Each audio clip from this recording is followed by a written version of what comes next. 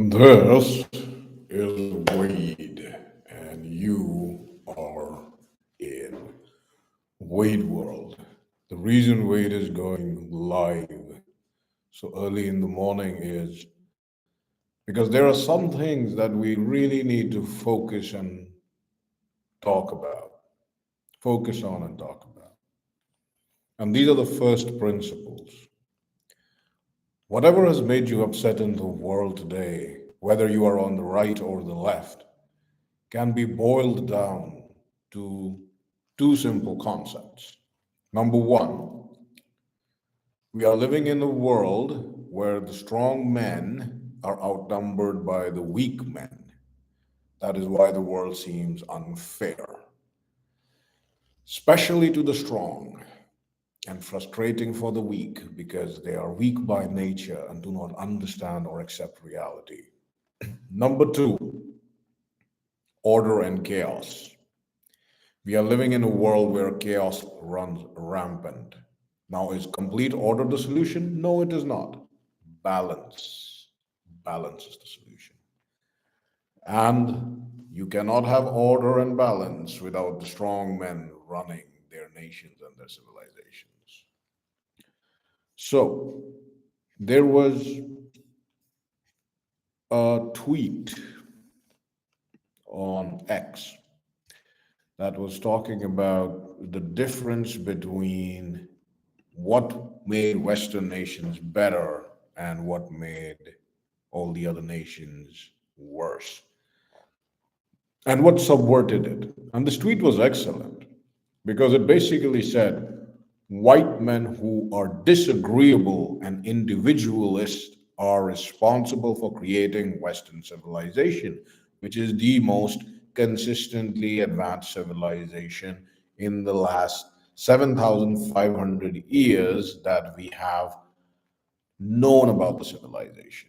We are going to put away the older, ancient, lost civilizations that we're slowly finding out that was 12,000, 13,000 years ago, advanced civilizations, because that stuff is still hidden.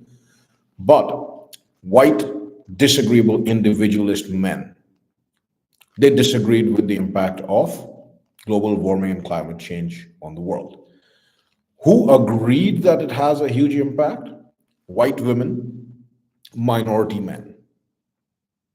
So minority men, whether they're East Orientals, they are from Africa, South America, South India, there's an IQ component in this, as well as beyond IQ, there's a masculinity component in it. Weak men, the conformist men, agree with whatever helps them survive, not agree with what is right, but what helps them survive, which is what? A survival strategy for girls. So they are effeminate men, Orientals. They're great at copying the technology that the West has already invented, but they suck at inventing things. This is absolutely true. This is unironically true. I guess the only exception would be the Japanese. And that's because, due to the National Socialists doing their research, they believe there was a massively bigger Aryan genetic admixture in the Japanese subpopulation than the Chinese, the Korean, and all these other Vietnamese and Thais and all that. Same for all the advanced civilizations, the men of the advanced civilizations that went up and collapsed, whether it's India, South America, Greek, Southern Italy, Egypt. It's just a race mixed group of feminized, weak men who want to focus on what helps them survive. Whereas civilization is built on men who are willing to disagree, who are willing to say, no, that is BS. You are wrong, and I will prove you wrong, and I will make it my way. If all of human progress is dependent on the kind of men who are intelligent, high IQ, disagreeable, and individual, then there is a war against these men. And that means there is a war against progress, ironically, by people who call themselves progressive. Again, feminine, weak male tactics, weak men tactics. Weak men actually behave and think a lot like females, like literally snarky, sarcastic, avoid physical confrontation, indirect, like you argue with groups of these weak men. And the number one group of the organized weak men is Jews. If you argue with them, they're like a um, classic story of weak men who argue like women. They can't attack the logic, they attack you, personal insults, ridicule you, shame you, laugh at you. If they can't do that, they play the victim. This is literally like a female strategy, weak men strategy, and also black men, brown men, East Asian men. They always default to the strategy. The lower the IQ, the more the female strategy they employ. And the higher the IQ and the more effeminate the man is, they employ it even more destructively and dangerously, because now they have the female strategy combined with the higher IQ and competence of a man, albeit a weak one. So this was a very obvious and very eye-opening study. Now, you can go down the rabbi hole, or the rabbit hole. They say as you go down the rabbit hole, the tea becomes more and more silent, right? But you have to understand that these people, feminism, Marxism, Karl Marx was a Jew, communism, psychology, Sigmund Freud was a Jew, all of these, you can definitely find a pattern that is valid there. And you can find a pattern like women are horrible in today's world, blah, blah, blah. Minorities, the closer they are to the equator, the lower the IQ, the more crime they commit. For example, they had a recent study that in Zambia, out of 326,000 students in the entire country, only 5 could read at a globally proficient level. That's like a 0.000176% of the population. So that means 99.999% of Africans from Zambia are mentally retarded. 99.999%. That's insane. That's insane. And if somebody is arguing for your country to be flooded with people from these kind of countries, they are biological weapons.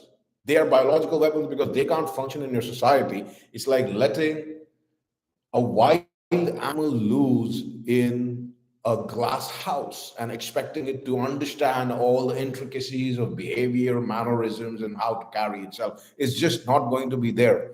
It's not going to be there intellectually. And what do animals do? Animals don't have high IQ. What do their responses are based on? Fear and reaction, either fear or aggression, fear or aggression, fear, attack those you can attack, run away from those who can attack you. So you can look at all of these things, migration, which is just another word for invasion right now, honestly speaking. Nobody has ever needed its own population replaced to survive as a country. If you're thinking, oh, well, economy needs migration, the economy is not your country, man. The economy is not your country. The economy is the lens through which money-obsessed merchant class people look at. And of course, if the economy is your overarching principle of your government, then you are being ruled by the merchant class. And the global merchant class is Jewish. Like it or not, they are. If there's a way to make money with doing the least amount of work, they'll find it. You got to give them the props that they deserve. But the point is, you can point at feminism, you can point at women, you can point at individual, like Africans, Jews, Indians, South Americans, Mexicans, blah, blah, blah, blah, all these people. But the point is, it doesn't really help you have a coherent response to policing even your own people. Today, if you want to rescue your nation from civilizational collapse as a white person, do you understand this? If today you, as a white man, want to rescue your nation from civilizational collapse, birth rate collapse, and the solution to not only getting rid of all the Muslims that the Jewish people in power import to your nations, but the Jewish people themselves, the solution is going to be unacceptable to the majority of your own fellow white men. Not even joking. The level of ruthlessness and objectivity to reverse your population decline, the level of ruthlessness and objectivity to end this in the systems that allow your nations and civilizations to be infected by racial aliens who invite in more racial aliens while pretending to be German, American, French. Those solutions are going to be unacceptable to 80% of your own white men.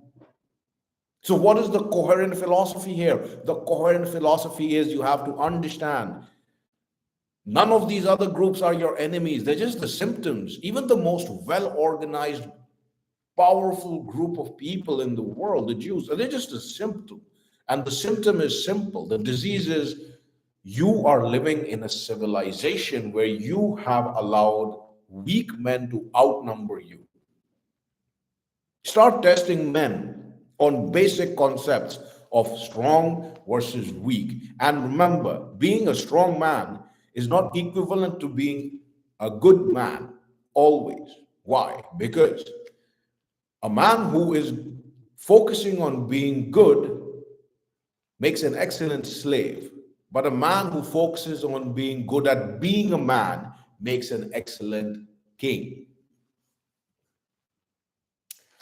The good news is, if you want a coherent strategy, you can look around the world. You need only 10% of an organized minority, maybe even less, but that's the maximum number. You just need 10% of men to organize and fight back to take control of the power structures, whatever power structure they may be. And remember, it's 80%. So you still have 20%. If 50% of those people help you, hell, even 25% of 50% are organized, you can take control of structures.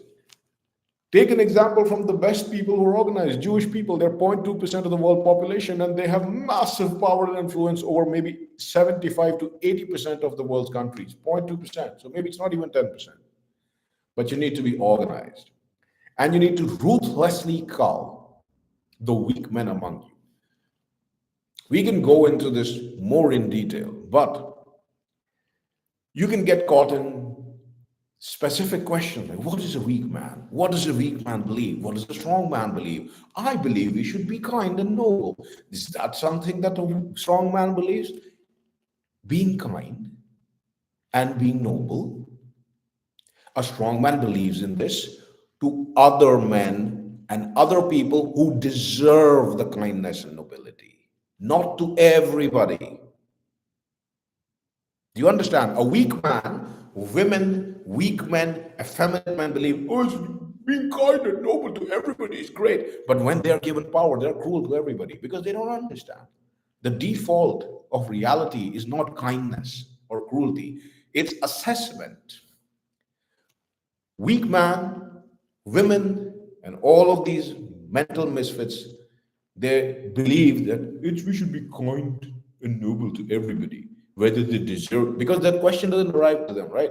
Whether they deserve them or not. Because from their perspective, everybody else will be kind and noble to you. A strong man understands that he might want to be kind and noble to everybody, but not everybody deserves kindness and nobility. That is the difference. Learn to accept the truth, however harsh it is, face it, accept it, and start implementing it. These are basic concepts of civilizations, of nature, of nations, of peoples that you are never going to be able to run from. A great example in American history is just the best, shortest, briefest constitution written in the world is the American Constitution. It has great ideas. But if you look at the results of those ideas, you start understanding. A great line from a great movie comes to mind that if the choices that you made brought you here, of what use were those choices? If the rules that you followed brought you to this spot, of what use were the rules?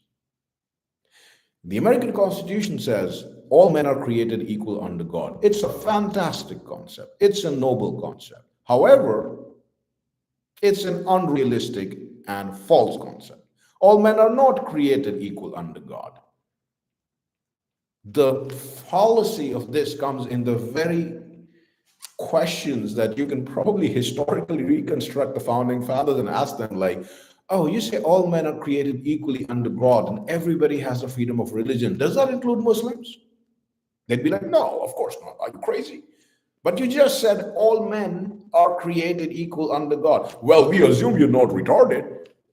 See, civilizations can't really have these namby-pamby loose rules of, oh, we have common sense and we just hope our future generations will also have common sense. That's not how it works. They didn't write the Constitution for all sorts of Jews and Muslims and Hindus and Jains and Buddhists and Orientals and South Americans and Africans. They wrote it for a very specific subset of white men. But they forgot that is not enough. In fact, they were sort of liberal by their own age's standards. They were liberals. So now that constitution, which is fantastic, has allowed multiple racial aliens to come in and basically import more multiple racial aliens and successfully follow the plan of breaking up this united nation, this United States of America, and then reuniting it under their rule. Just like they broke up all the monarchies of Europe by making them fight each other, and now they have reunited them under their rule in the European Union. Just like they reunited all of the Eastern European blocs and Central Asian blocs into the Soviet Union and then broke them apart to reunite them under their rule again, which they failed at, and which is why we have a problem with Russia. These men are not stupid, they're just weak. And you are never going to solve the issues of your civilization if you don't understand that this, among your ranks, this is a disease. This is not even a disease, you can say this is a facet of human nature. It's the strong men create good times. Good times create weak men. Weak men create hard times create strong men. This is the circle. Well, if the strong men really understood, it was really drilled down into their brain that you have to always ruthlessly deal with the weak men in your nation and civilization, we wouldn't have to go through this up and down, round and around like a retarded bloody wheel of fortune cycle of civilizational rise and collapse. In real life, a man needs time to grow. If you are a young boy, maybe you are radicalized by your population replacement. That's great, but on average, in a normal society, young boys, we don't have sense. We have idealism, but we don't have experience, which teaches us reality. Even as young men, it takes at least until 35 or 40, sometimes maybe longer, but 35 and 40 for a man to have lived enough life to understand what the realities of the world are. He's been through the ups, he's going slowly down, he understands, right? But the difference is this: to a 35, 40-year-old weak man, he has swallowed all of the nonsense that he needs to swallow so that he doesn't offend anybody, so that he survives, so he gets a chance to reproduce, which is probably going to, in this society, end up in him not reproducing because his partner, his wife, is going to be a non-virgin whore who's going to bang a bunch of dudes and cuckold them, and all the children will be from somebody else, and he'll be paying for them, like literal definition of cuckolding, and die with his genetic lineage ended. But if you give them an opinion, for example, very simple example, if you say, a very obvious example, men are stronger than women, a weak man would be like, I know some women who are stronger than men. A woman would be like, I'm not. Or I know someone who's stronger than men. A strong man, and mind you, this is the minority of men. absolute minority of men, the kind of men who are disagreeable, that you probably wouldn't like, that will stay in front of everybody, that don't give a damn if the hot girl they've been talking to gets offended and they don't bang her that night. They don't care if they offend anybody. They're like, that is nonsense. They would be like, that is absolutely true. And what you're saying, you weakling, is nonsense. Men are stronger than women. Who wants to prove me wrong here? How many men like that have you met in your life? They're electrified because you're missing the electricity in your goddamn bones. You want it. You need it. Learn IQ differences, racial differences, cultural differences, civilizational differences. Learn feminism, Marxism, communism, pornography, again run by Jews, Muslims, Africans, South Americans, Indians, all of these people, Vietnamese, Chinese, all of these people. They're not the problem, they're the symptom. The problem is you are living in a nation of weak men. We can go around this next time with Sparta. We will give an example from Sparta. When Sparta had a masculine culture, it became so powerful, it defeated Greece and took over Greece. At the end of 70 years, Sparta collapsed and Greece won. Why? Because the Spartans couldn't handle the riches of politics of Greece. And what they wrote was that the Spartan women dress like prostitutes and the men are disinterested. Sparta collapsed, the population collapsed. But you know what really happened? You can see it in your world around you. As a man, you are visual. And as a white man, your androgen receptors are downregulated compared to other races in their literally means you are not as affected, which is civilizationally dysgenic, let me tell you. Anyway, as a high testosterone normal man, when you see a scantily clad woman walking around, it affects you, it distracts you on a visceral mental level. And if it doesn't, get your test levels checked. And if it still doesn't, you're not going to have a civilization, sweetheart. You just are not. It doesn't matter how high your IQ is and what civilizational achievements you make. If your androgen receptors are downregulated, to testosterone, the very thing that makes you a man, you are not going to have a civilization that exists or thrives.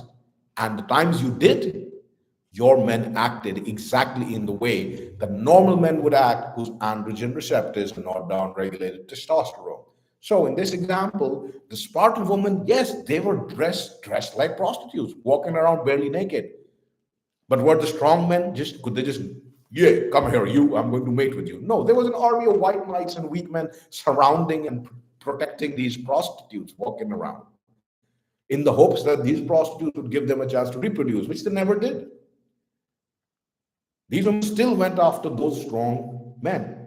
But even among those strong men, they only went after an minority.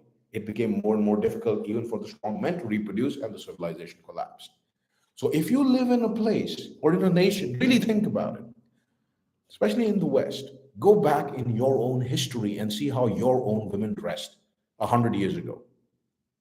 Your cultural and sexual mores 100 years ago, when you had great population, you were 48% of the world instead of 8% of the world, maybe in 58% of the world. You were the dominant population on the planet, white people. And now you're 8%. You had multiple children, 7, 8, 10, 11, 12 per family. You had one man providing for a family of 12 children and a wife. You had great societies. You had great family structures. Go back and see how the women dressed. Why did they dress that way? Are you more advanced and progressive and you're beyond it? No, you're weaker. You're weaker. And if you're not weak and it does upset you, guess what? You are surrounded by a civilization of weak men who will gang up on you for the chance to reproduce with a woman who doesn't want to reproduce with them. They enable it. The women are not the problem. No, dressing like whores is not the problem. The boats full of invaders is not the problem. The Jews are not the problem. Muslims are not the problem. The Mexicans are not the problem. The Indians are not the problem. The Chinese are not the problem. The Africans are not the problem. The problem is your own weak men. They bind your hands and punish you from doing what you really need to do to save your nation and your civilization. Really, really internalize this. Go outside, walk, and see something that you know to be inherently chaotic and disorderly, that is destroying your civilization, your society, your city, your neighborhood. Go out and see what your instinct is to do to restore order. And if you're a strong man, you will understand immediately that your problem is not all of these other issues. These are just symptoms. The problem is your own weak men holding you back from doing what is right. That is why all of your energies now, even this is talk, but we need action. All of your energies now are like, oh, post on Twitter, post on Instagram, post on YouTube, have a podcast, do this, do that. Words never won wars. Those who say the pen is mightier than the sword are lying to you. Because I guarantee you, if I put you in a war zone and give you a pen and your opponent a sword, guess who will be dead? You are living in a nation, a civilization, a society of weak men where they vastly outnumber you. And if you are the strong man, you understand this. Organize, communicate, start taking some action. It could be political action, but it has to be action. Words are no longer enough. All civilizations devolved to this. You know why Islam works? You might not agree with it. It is a very racially specific philosophy, but it uses these weak men and gets rid of them constantly. It gives the strong men the ability to reproduce massively, and it gets constantly rid of the weak men. They're like, go, you know, blow yourself up, go do this, go do that, go to another nation, take care of it. It constantly weeds out its own weak men. Now, racially, you might not agree with all the other concepts of Islam, but if you divorce all of the mumbo jumbo of religion from it and take it as an effective strategy to conquer nations, it is bloody effective. But some of you just need to be told and reasoned into it because all the other stuff distracts you.